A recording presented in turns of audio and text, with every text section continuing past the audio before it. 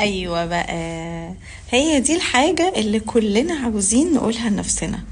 خلينا نكون طول الوقت work smart not hard. امتى هنكون بن work smart؟ لما بندي نفسنا كل حاجة في وقتها.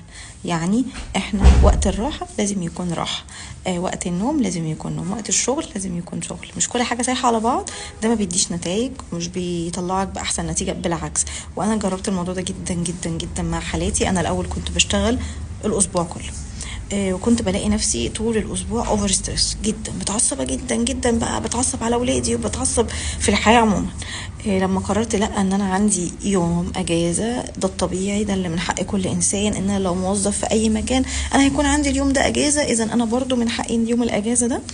الامور دي بتفرق كتير جدا جدا في كواليتي الشغل، في استيعابك للحالات، في قدرتك على انك تنتج افضل. فده من افضل الحاجات يا جماعه.